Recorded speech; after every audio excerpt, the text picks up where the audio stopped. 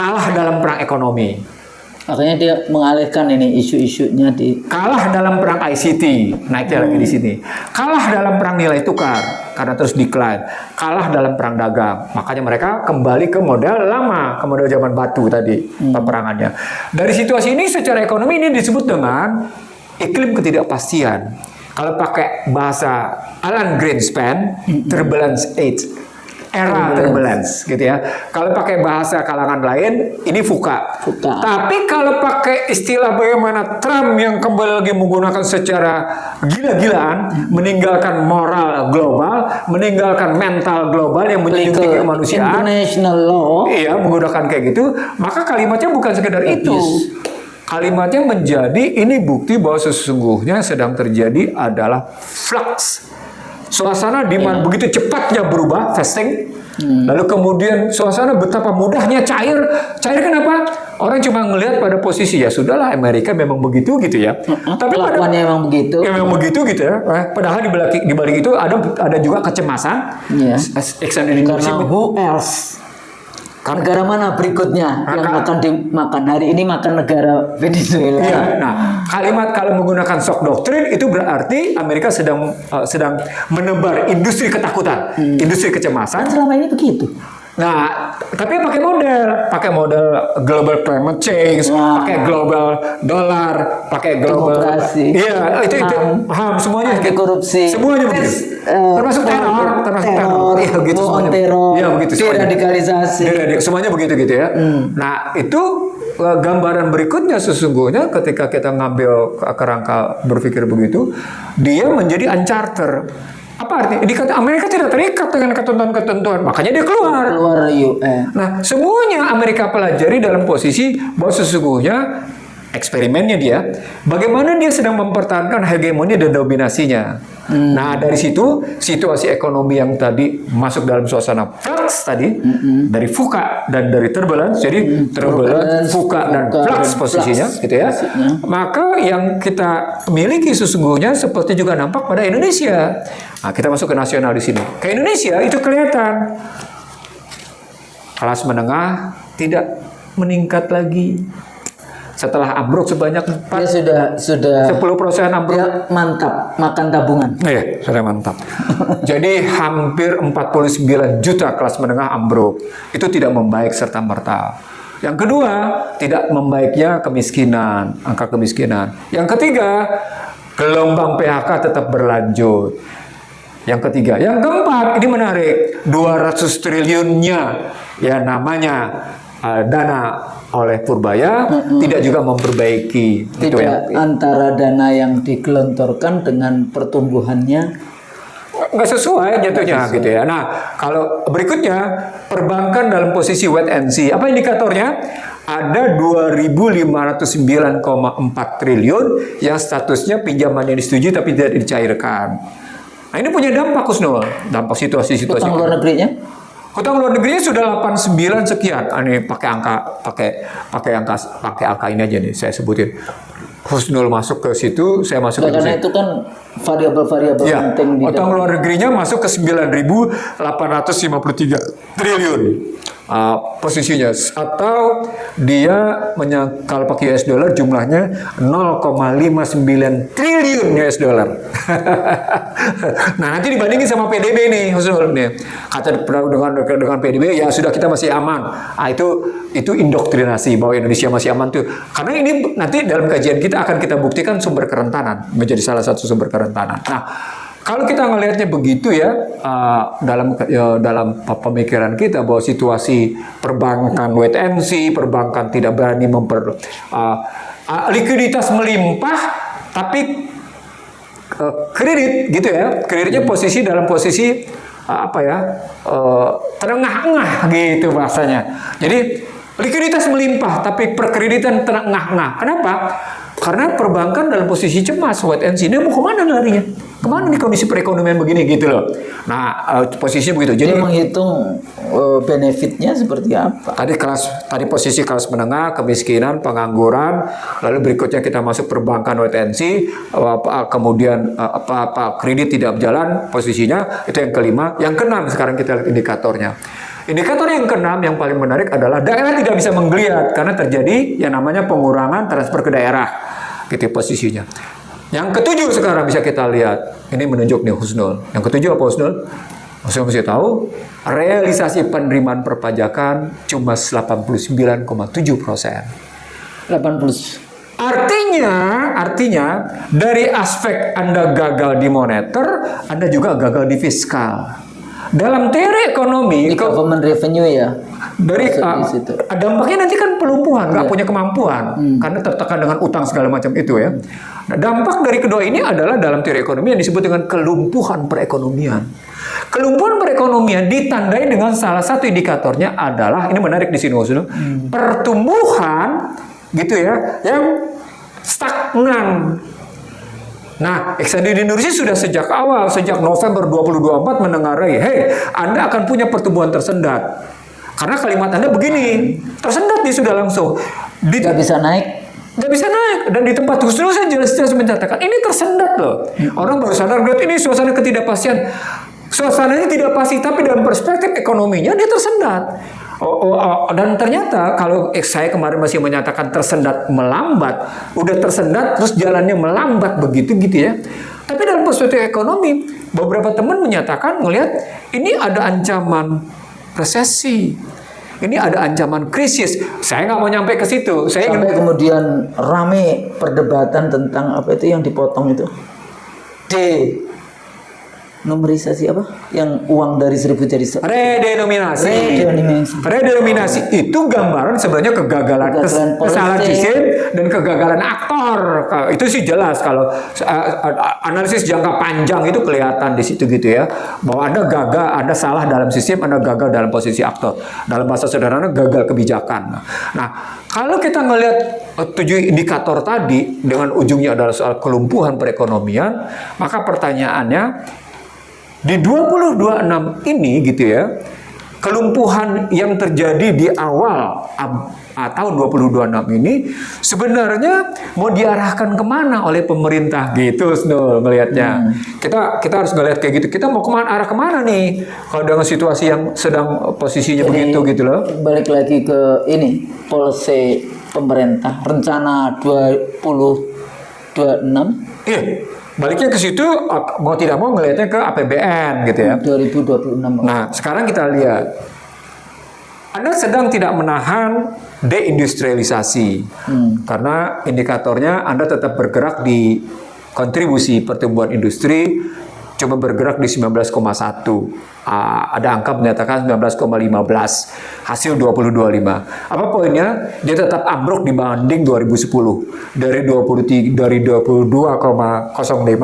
menjadi 19,15. Itu deindustrialisasi.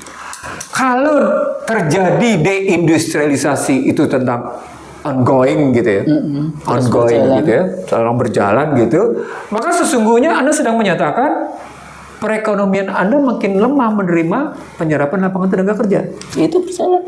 Nah, walaupun janjinya 19 juta lapangan kerja. Nah, kalau dia dalam penyerapan lapangan kerja pada sektor fiskal, maka ketika kredit tadi juga bertahan, maka juga berarti kredit tidak membuka lapangan kerja. Itu bentuk kelumpuhannya tuh.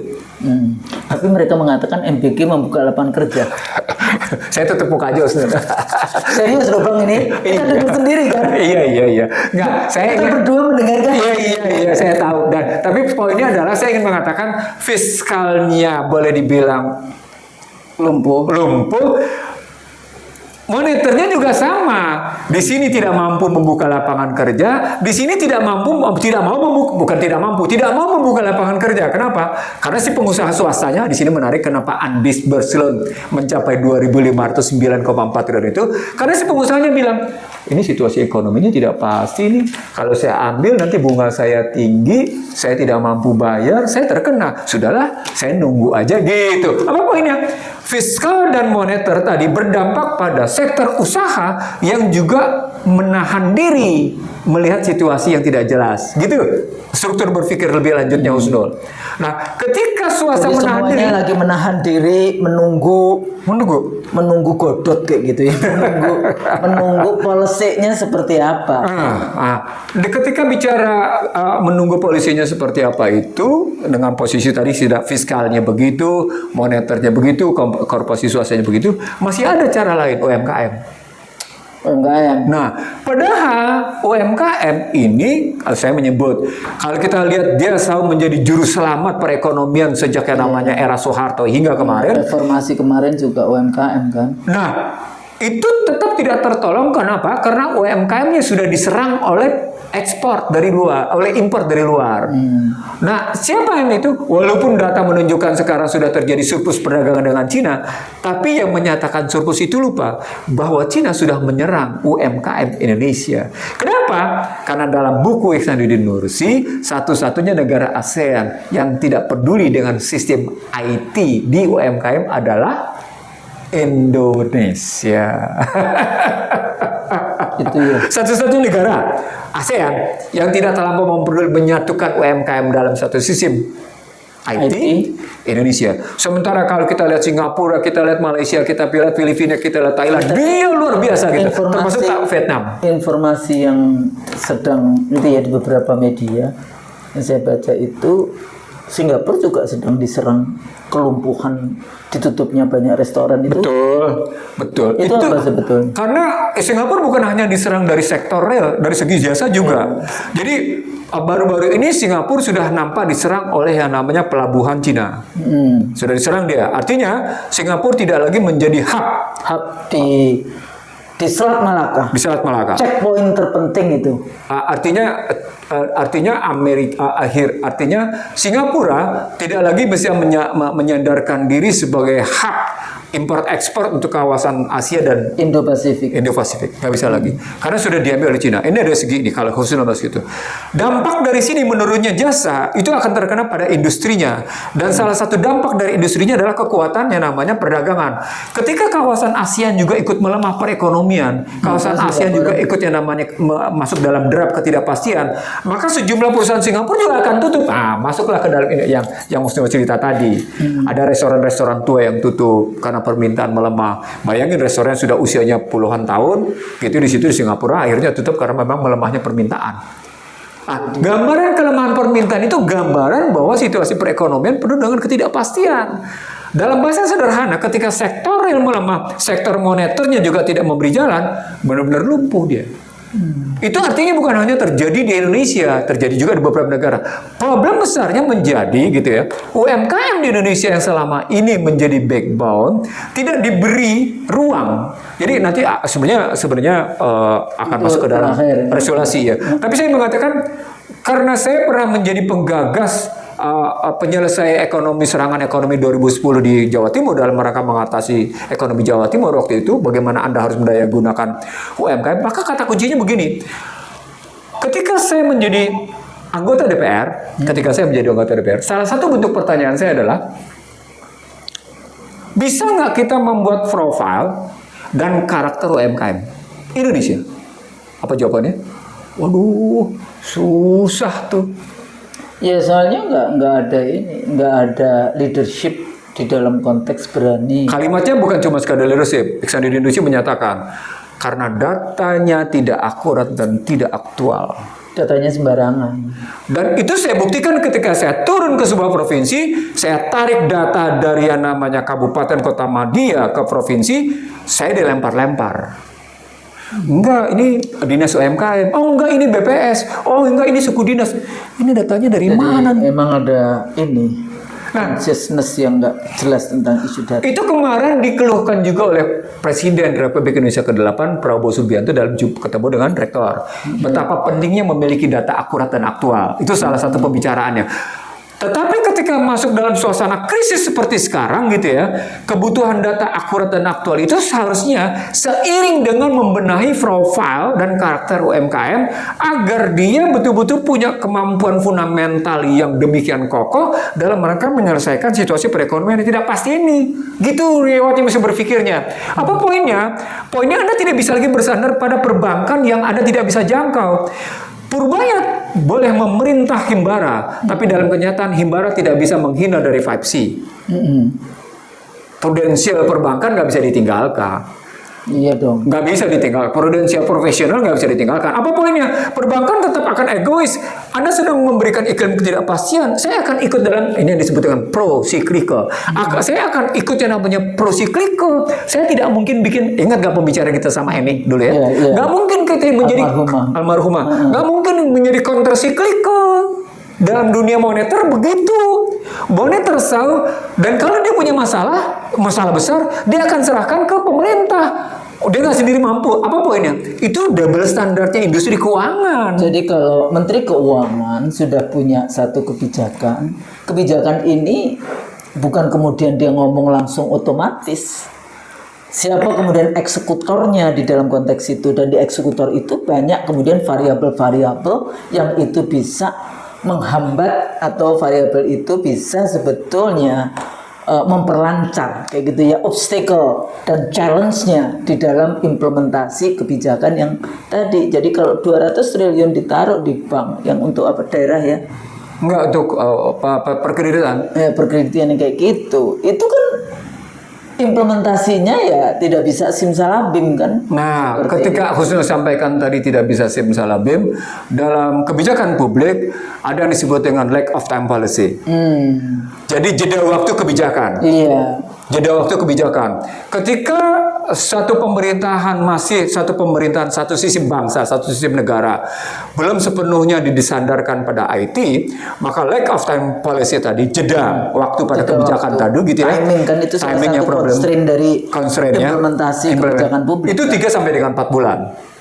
Oke. Nah, sebenarnya ketika Anda menggunakan IT, jeda waktu itu tidak mungkin lagi sebulan atau 3-4 bulan. Dia cuma main hitungan hari, paling lama seminggu. Kenapa? Karena sudah tersistematisasi dalam IT. Risk note sudah pakai IT, ini sudah pakai IT, ini semuanya sudah serba otomatisasi, semuanya serba digital kayak gitu. Maka ketika Purbaya gagal dalam 200T dalam rangka mengangkat tadi persoalan perekonomian, mengatasi pekerjaan dan pengangguran serta kemiskinan ujungnya, maka gambarannya menjadi gitu ya, perbankan punya. Jadi dalam kerangka sistem dia tidak mau melanggar prinsip kehati-hatian dalam kerangka sistem itu, tapi dalam kerangka ekonomi politik perbankan tetap bersikap pro-cyclical. Ya, dalam konteks itu karena lewatnya perbankan. Nah, mereka yang tidak melakukan pro-cyclical, counter-cyclical itu berhadapan dengan dua. Cerita tentang bagaimana akhirnya mereka gagal dalam mengkaji resiko, mitigasi resiko. Ya. Dampaknya ini jadi bermasalah pada keuangan mereka. Yang kedua, akan selalu terjadi fraud. Nah, karena bank lapis 4, papan 4 ini ketat dalam pengawasan, sementara BPRS tidak terlampau ketat, maka yang jatuh rata-rata dalam krisis 2025 tadi adalah BPR atau BPRS. Karena rata-rata memang mereka lemah pada risk note, pada mitigasi risiko, dan mereka melakukan fraud. Ada apa? Persoalan pengawasan. Kata kuncinya itu sebenarnya. Apa poinnya? Poinnya adalah gitu ya, ada ketidakfairan OJK. Gitu. OJK cuma sekedar melakukan bla-bla tindakan yang statusnya ya namanya pengawasan, jalannya belakangan. Apa artinya? Preemptifnya belum jalan. Nah, itu. Preemptifnya belum jalan di situ. Nah, nah sebenarnya kalau Purbaya mau menggunakan juga kebijakan secara benar, maka pertanyaan besarnya, preemptif terhadap Himbara kayak apa? Jangan hanya karena salah seorang direksi menolak Danantara kemudian dipecat lalu kemudian Ya, jangan begitu jadi gitu loh. sebetulnya kalau kayak gitu berarti kebijakan keuangan dari kementerian itu mestinya juga sudah masuk ke yang preemptifnya, sudah masuk ke bagaimana resiko, sudah masuk ke ini, nggak cuma sekedar saya sudah berikan uang itu kepada bank, terserah bank. Lah bank kan yang itu tadi, dia tidak akan mau yang namanya kemudian gagal kan, atau menanggung resiko kegagalan. Di sini saya akan ngajak Husnul masuk ke 7 indikator kerentanan ekonomi Indonesia. 7 indikator. Ini perdebatan saya dengan berbagai kalangan yang kemudian saya simpulkan, saya punya 7 indikator kerentanan. Kerentanan pertama, gitu ya. Kerentanan pertama itu terjadi pada yang disebut dengan nilai tukar. Oke. Anda tahu bahwa ternyata tiap tahun nilai tukar kita jatuh, gitu ya. Ini saya ambil karena teman-teman bangga dengan reformasi. Saya ambil dari tahun 98. Dari tahun 98 sampai dengan tahun 2025. Anda tahu berapa tingkat rupiah jatuh per tahun? Yang di sini menggambarkan redenominasi adalah penutup dari kegagalan dan kesalahan, gitu ya. Anda tahu berapa? 9,38%. Rupiah jatuh tiap tahun. Tiap tahun ya itu ya. Tiap tahun jatuh 9,38 sampai dengan 9,4. Jadi kalau sudah 28 tahun, nggak tahu saya. Jadi sampai dengan 98 ke 2025 rupiah jatuh seperti itu. Itu kerentanan pertama. Kerentanan kedua di sini menarik, Sunul. Kita sudah ditekan oleh hutang luar negeri. Ya, hutang luar negeri. Kerentanan kedua. Kerentanan ketiga, cadangan devisa dalam dolar. Dan Anda tidak punya penyangga apa-apa atas kekuatan dolar di situ. Emasnya masih dalam bentuk gunung. Ada emas tapi sekitar 88 atau 80 berapa ton gitu. Kita atau punya emas. dicuri juga sama ini, sama bandar-bandar. Terus itu kerentanan di situ. Nah, 3 kerentanan di situ. Kerentanan keempat di sini gitu ya ceritanya. Kita tidak bisa sepenuhnya menghasilkan walaupun mereka sudah menyebut devisa hasil ekspor, tapi karena masih memberlakukan. Ini kata kuncinya. Mereka menekan habis-habisan supaya hasil ekspor ditaruh di dalam negeri. Tapi karena masih tetap berlaku undang-undang lalu lintas devisa dan sistem nilai tukar yang didasarkan atas free market mechanism, yang didasarkan atas lalu lintas devisa bebas, sehingga gitu walaupun ada pencatatan surplus dalam perdagangan, surplus dalam ekspor impor, sesungguhnya dia tetap tidak memberikan penguatan atas rupiah. Tidak masuk ke apa poinnya? 4 variabel ini menggambarkan kerentanan sistem. Yang nanti akan berujung pada kerentanan kedaulatan ekonomi. Oke, itu 4. Masuk sekarang kita ke fiskal. Fiskalnya ruangnya sempit. Kenapa? Karena tekanan membayar bunga dan cicilan. berapa sekarang? 1.300-an. Kalau pakai angka terakhir 800 ditambah dengan 500 sekian 1.300 triliun. Sekitar 13,52 triliun pada angka-angka terakhir. Yang pasti dari tadi APBN kita? Dari 38 sekian, jadi hampir sepertiga lebih gitu ya. 30% itu dipakai memang untuk, dan itu mengakibatkan dalam bahasa akademiknya ruang fiskal sempit. Dampak dari ruang fiskal sempit, dia menjadi gitu ya, dia lemah dalam distribusi. Dia lemah dalam jadi stabilisasi. Nggak bisa Berdistribusinya nggak ada. Dia lemah dalam stabilisasi. Dia hanya bisa melakukan alokasi, dia hanya bisa melakukan regulasi, tapi lemah dalam distribusi. Di sini dia lemah dalam stabilisasi. Apa dampaknya? Fiskal tidak mampu membuka lapangan kerja. Gitu. Fiskal tidak mampu membuka lapangan kerja. Terus dia akhirnya utang lagi. Itu kelemahan kedua. Kelemahan kedua. Itu masuk ke dalam perspektif namanya terjerat, terperangkap dalam perangkat hutang. Itu fiskalnya. Jadi pertama tadi dia ditekan, ruang fiskal sempit, lalu kemudian terjerat karena posisi itu gitu. Dampak berikutnya. Dampak lebih lanjut adalah rendahnya perpajakan. Tax ratio. Ini perpajakan itu rendah dalam arti persentase. Penerimaan, ya persentase. Atau rendah di dalam rakyatnya tidak mau bayar pajak. Beda Husnul. Ketika Anda bicara tentang rendahnya tax ratio dibandingkan dengan willingness to pay, itu ada cerita tentang yang biasa kita sebut sebagai public distrust. Nah, kata ini masuk di ruang fiskal nih. Jadi publik Indonesia dua sikapnya. Masyarakat kecilnya tidak punya trust, distrust. Yang gedenya manipulasi, korupsi, kemudian kong kali kong dengan seperti kasus yang ditemukan KPK di Jakarta Utara. Kong kali kong, gitu ya? Antara petugas pajak dengan wajib pajak. Di situ. Dalam poin sistem seperti itu, ujungnya ada apa? Prinsip-prinsip perpajakan tidak melahirkan rasa keadilan. Ini kelemahan fiskal. Jadi sistem perpajakannya kayak gitu, tax ratio rendah, ujungnya kemudian perpajakan tidak melahirkan rasa keadilan. Kenapa? Karena rakyat merasakan uangnya dirampok. Tidak ada balik lagi kepada rakyatnya, itu nggak jelas. Uangnya dirampok. Kelemahan-kelemahan kayak gini, Husnul, kelemahan fiskal dan kelemahan moneter, kelemahan sistem dan kelemahan aktor gitu ya. Ini sebenarnya menghasilkan kerentanan kedaulatan ekonomi, Husnul. Terutama karena kebanggaan pada hilirisasi pada akhirnya adalah kebanggaan pada korporasi yang melakukan ekspor berbasis nilai tambah, dan nilai tambah itu tidak milik negara tapi milik korporasi. What's the point dalam kerangka menyeluruh kesalahan itu?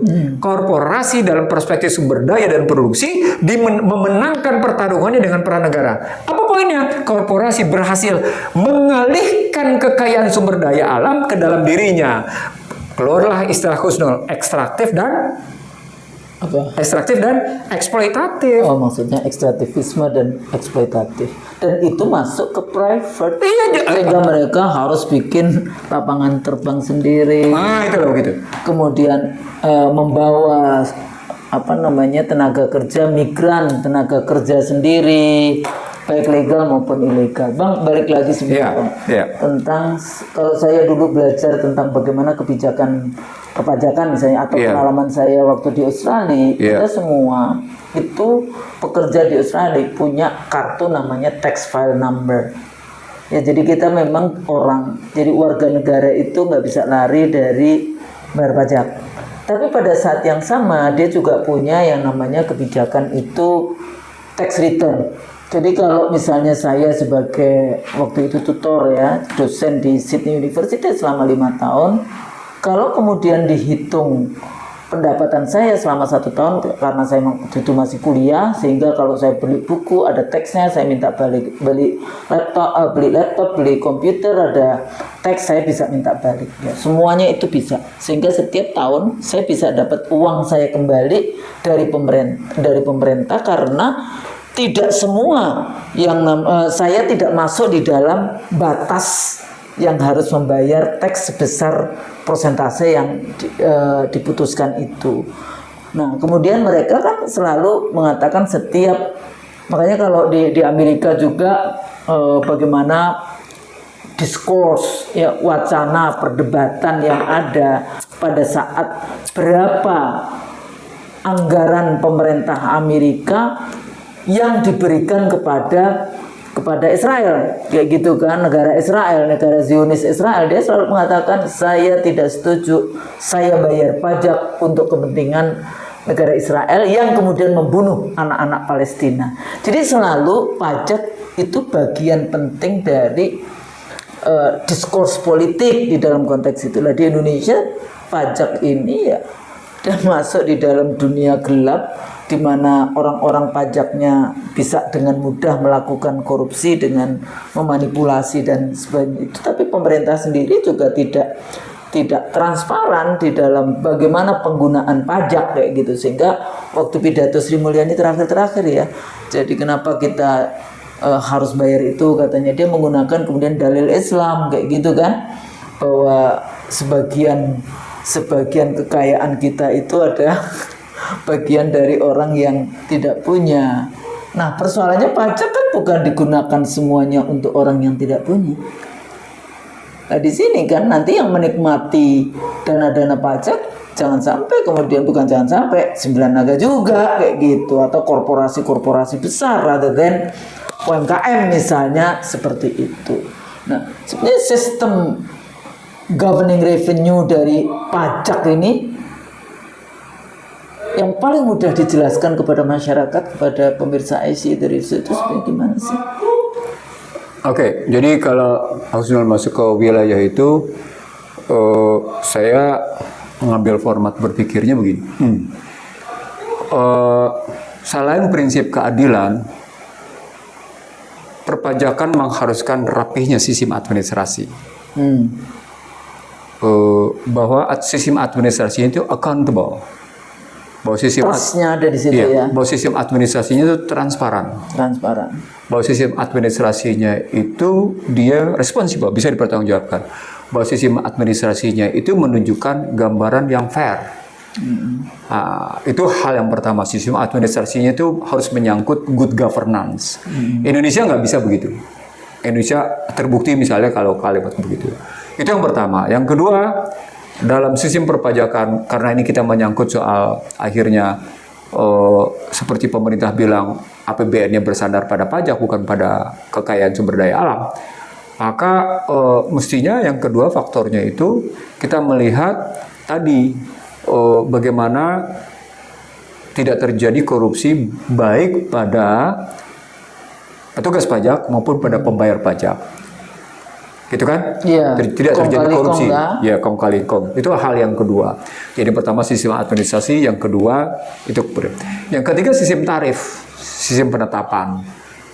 Indonesia menganut dua, self assessment yang kemudian diikuti dengan pengawasan dan pemeriksaan. Nah, dalam cerita saya tentang perpajakan, ketika misalnya sekarang terjadi macam-macam itu, saya tahu Presiden memerintahkan sesuatu tentang perpajakan. Saya tahu, saya ngerti, dan saya paham. Tapi saya bilang di sebuah stasiun TV swasta, coba ya sedikit berani mengurusi perpajakan, karena perampokan perpajakan sudah makin gila dan makin canggih gitu ya. Dengan IT sekarang ini makin dahsyat gitu ya. Saya ngerti apa yang dilakukan oleh perintah Presiden kepada Purbaya. Saya mengerti makanya Purbaya keras pada Dirjen Pajak, keras pada Dirjen Bea Cukai gitu. Itu saya mengerti di belakang itu gitu. Saya tahu gitu. Apa poinnya? Poinnya di sini menyangkut soal tarif. Poinnya di sini soal apa yang dipajaki. Apa yang dipajaki, tarif. Dalam sejarah Indonesia, perpajakan yang memeras ini akan menimbulkan perlawanan. Nah, makanya Purbaya berani ngomong di depan Komisi 11, saya tidak akan lagi memajaki orang rakyat kecil. Itu artinya Purbaya sadar bahwa sesungguhnya rakyat kecil tidak mungkin lagi dipaksa dengan meningkatkan perpajakan, walaupun diusulkan oleh anggota DPR. Dulu itu juga apa namanya, Bang, yang mau memanggil semua teks apa? Yang mana nih? Yang zamannya Tax amnesty. Tax amnesty. Tax amnesty itu sesungguhnya baik yang pertama maupun yang kedua gagal, Husnul. Karena itu tadi, karena terlampau banyak asymmetric information-nya yang tidak. Itu yang saya bilang pada Komisi 11 waktu itu, dan saya bilang kepada Wakil Menteri Keuangan waktu itu. Saya ingat betul, saya berdebat di Universitas Yarsi dengan Wakil Menteri Keuangan. Saya lupa namanya, yang lulusan UGM itu, bahwa tidak mungkin teks saya lupa namanya, dia mantan BPKP yang kemudian menjadi wakil menteri. Saya bilang begini, tidak mungkin Anda sukses mengatasi tax amnesty karena Anda tidak mengatasi asymmetric information ya. Itu kalimat saya. Sama seperti juga saya ngomong ke Komisi 11 sampai akhirnya mereka merasa terhina lah dengan kalimat-kalimat saya. Saya sebenarnya tidak ngomong juga kayak gitu. Saya cuma ingin mengatakan bahwa Anda tidak sedang menutup loophole-nya, the big loophole-nya. Anda tidak sedang. Dengan tax amnesty itu Anda sedang, karena itu akan tetap terjadi yang namanya tax avoidance, gitu. Akan terjadi itu gitu posisinya. Nah, inilah yang tadi Husnul bicara, willingness to pay. Berkaitan dengan capacity to pay. Nah, diagramnya, matriksnya menjadi ada orang yang punya kesediaan membayar, tapi kapasitasnya nggak ada. Siapa? Rakyat kecil. Nah, ini mau dipajaki lagi, marah Purbaya. Nggak mau dia, bener dia di sini. Tapi itu luar biasa loh, kadang-kadang kita harus membayar, ini ada UMKM ya dalam konteks itu. Dia harus bayar pajaknya itu berapa. Tapi kemudian sebetulnya dia nggak masuk di dalam kayak gitu transparansi. Tapi yang nyebelin lagi katanya, dia harus bayar duluan. Di era Prabowo kebetulan ada kemudahan. Tapi ini menyangkut soal perilaku petugas pajak. Akhirnya ujungnya begitu. Akhirnya jadi oknum dong. Oknum. Mereka menyebutnya oknum. Buat saya itu soal kultur. Buat saya bukan oknum, itu soal kultur. Kultur petugas pajak. Sudah. Jadi willingness to Orang-orang yang masuk di departemen perpajakan begitu. saya atau Ingarso Sung Tulodo. sudahlah. Poinnya adalah willingness to pay itu sesungguhnya tidak lahir berdiri sebagai single variable. Dia dependent variable dari public trust. Dia dependent variable dari public order. Dia dependent variable dari public obedience. Nah, ketika munculnya distrust, disorder, disobedient, maka mereka tidak punya willingness. Walaupun mereka punya capacity to pay, itu yang dimiliki oleh namanya korporasi. Mereka tidak punya kebiasaan membayar. Mereka memang nggak mau. Jadi gitu. lebih baik dia menyuap setitik kayak gitu, setetes, dibandingkan dia harus kemudian menghitung dengan baik. Apa problemnya? Sesungguhnya di situ fiskal kita tidak melahirkan rasa keadilan. Itu kata kunci. Persoalan. Sistem fiskal kita tidak melahirkan rasa. Yang korporasi bisa melakukan. Begitu ya. Sementara yang dia terengah-engah karena harus dipotong pajak dengan itu kan kayak sistem hukum kita tajam ke bawah, tumpul ke atas kayak gitu ya. Jadi sudah 5 variabel tuh Snul ya dalam soal perpajakan. Nah, sepanjang itu terjadi, maka undang-undang keuangan negara gitu ya, yang didiktekan oleh asing. Saya sebut saja nih, undang-undang keuangan negara yang didiktekan oleh asing itu sumbernya karena memang didiktekan oleh asing. Sudah sejak lama saya minta diubah di Komisi 11. Sudah sekian puluh tahun lalu saya minta ubah. Nanti berhubungan dengan Anda selalu mengubah perpajakan tapi Anda tidak pernah mau mengubah undang-undang keuangan negara. Saya bilang nggak fair dong. Iya. Nggak fair di situ, gitu loh cerita. Kalau saya ngambilnya begitu ngelihatnya. Nah, ketika kita masuk dalam posisi kelumpuhan ekonomi, maka sesungguhnya di sini menarik. Begitu kita dapatkan 7 indikator kerentanan perekonomian yang menghasilkan kelumpuhan dan kemudian begitu terancamnya kedaulatan ekonomi kita gitu ya. Dan dia berseberangan atau katakan dia berhadapan dengan istilah di sini menarik Kusnul. Kemandirian pangan dan kemandirian energi kan akhirnya head to head. Kedaulatan pangan, kedaulatan energi gitu ya. Nah, itu kan akhirnya bisa dilihat pada posisi bagaimana negara menguasai secara sistemik struktural pada sumber daya energi dan pada sumber daya pangan. Ya. Nah, itu berkaitan dengan dua. Dia berkaitan dengan fiskal, dia berkaitan dengan moneter. Saya nggak melihat ada kebijakan terintegrasi. Sudahlah fiskalnya begitu, moneternya begitu. Anda tarik dalam posisi economic resilience, kemandirian pangan, kemandirian ekonomi, atau katakan food resilience, atau katakan energy resilience, gitu ya. Tidak Anda tarik dalam kebijakan fiskal dan moneter. Apalagi kemudian Anda membiarkan industri tekstil kayak gitu. Apa poinnya? Habis sekarang. Kita.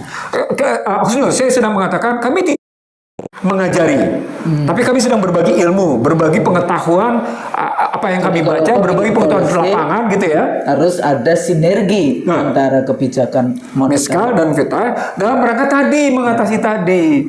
Ada poinnya apa? Poinnya adalah Anda tidak mungkin hanya mendekati persoalan perekonomian hanya dengan pendekatan teknokratik fungsional teknokratik. Ini bukan persoalan teknokratik saja. Ini persoalan fundamental yang salah. Itu kata kuncinya. Jadi kelumpuhan ekonomi ini sebenarnya menggambarkan ideologis sudah. Itu yang pernah kita bilang sebagai ultra neoliberal yang melahirkan ultra slavery system, ultra modern slavery system. Apa akibatnya? Anda bisa lihat PHK yang terjadi mengakibatkan peningkatan jasa, dan jasa itu adalah ojek online. Itu apalagi kemudian kita kalau melihat kota-kota penuh dengan ojek motor kayak gitu ya, seperti itu menunjukkan sebenarnya berantakannya negara. Tidak bisa menyediakan lapangan kerja untuk para warga negara usia kerja produktif. Nah, ketika sampai pada posisi tidak mampu menyediakan lapangan kerja pada usia produktif, sampai saya pada kesimpulan 2045 sebagai Indonesia Emas adalah fata morgana. Tidak ada investasinya. Nah, di situ kemarin ketika bertemu dengan para rektor, di situ kelihatan betapa pola pikir kita, kultur kita tentang pendidikan adalah tidak tepat atau keliru. Jadi pembentukan badan hukum pada pendidikan bagian pada posisi de-education.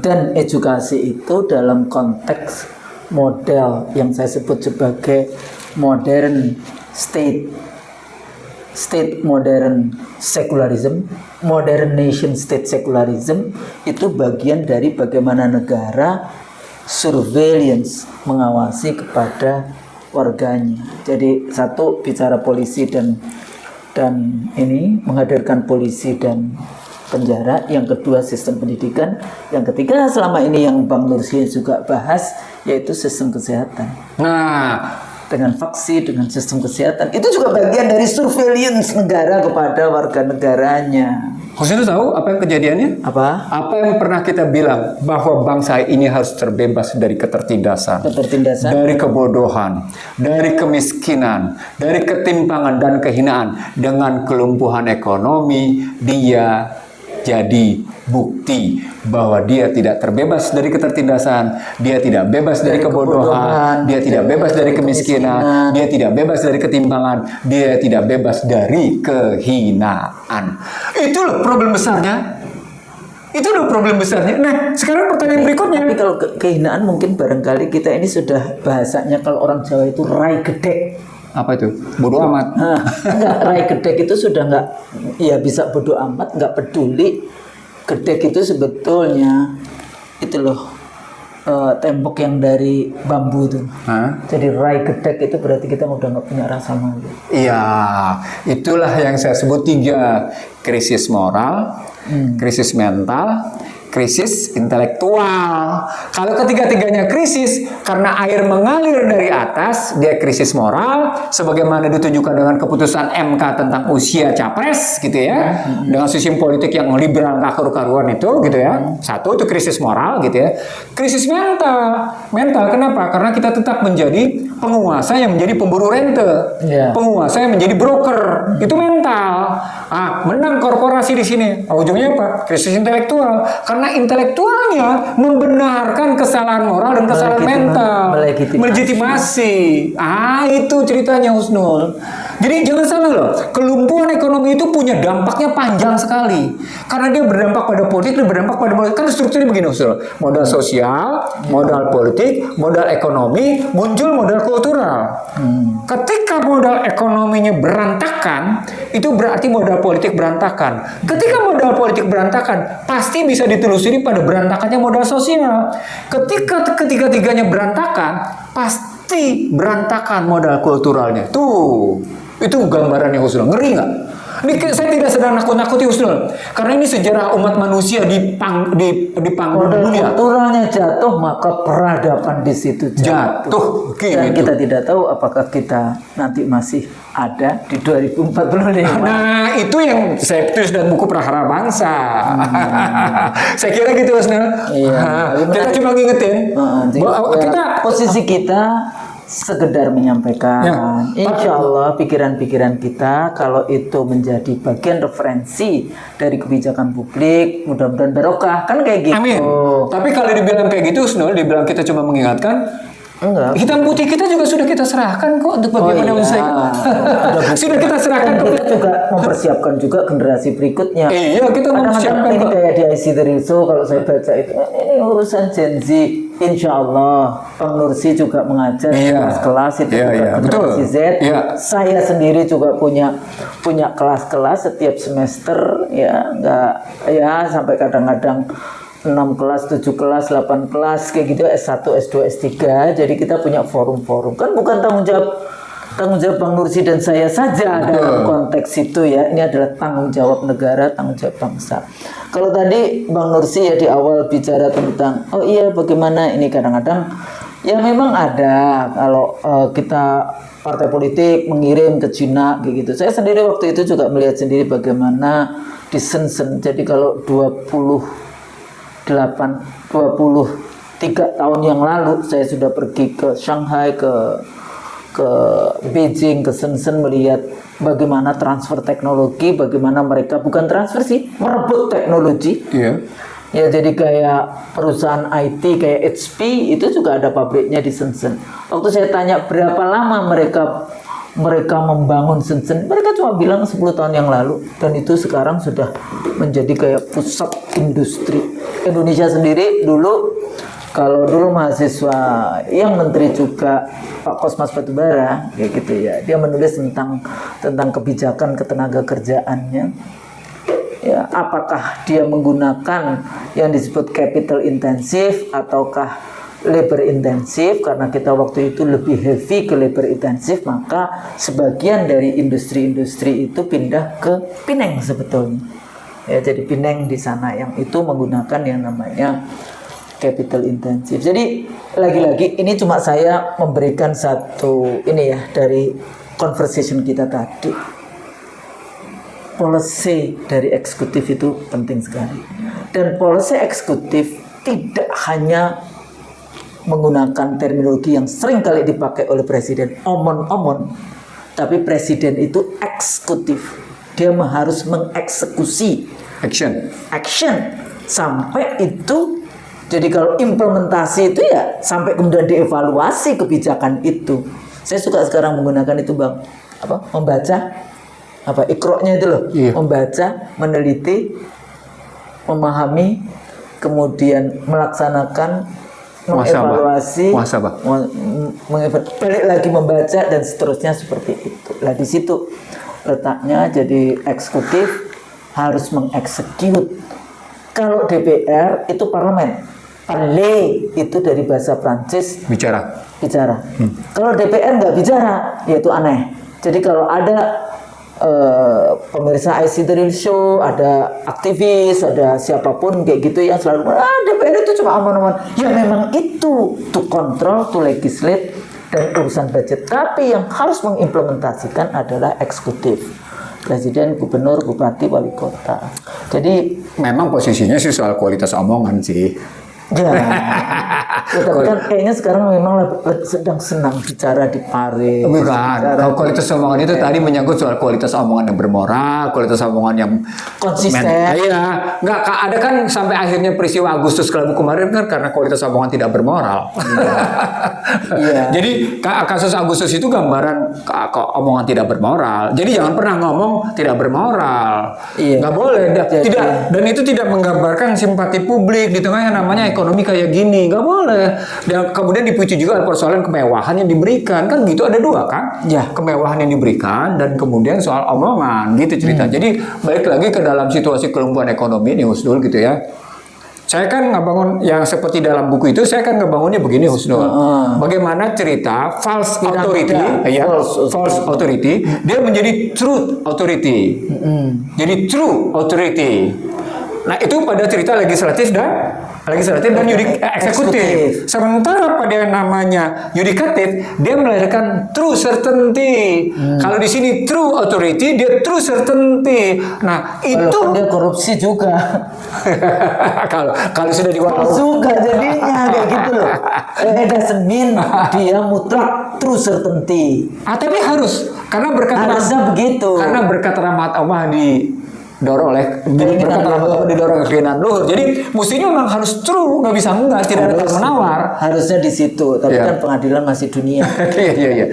Nah, karena itu sekali lagi kalau kita bilang kita mengkritisi kayak gini dengan kita sedang mengingatkan bahwa 2026 ini diancam oleh kelumpuhan ekonomi gitu ya, maka harus ada segera tindakan emergensi, harus ada tindakan darurat. Iya. Harus ada Jadi tindakan ada sos darurat. ini ya, sos. Iya, ini posisinya begitu gitu ya.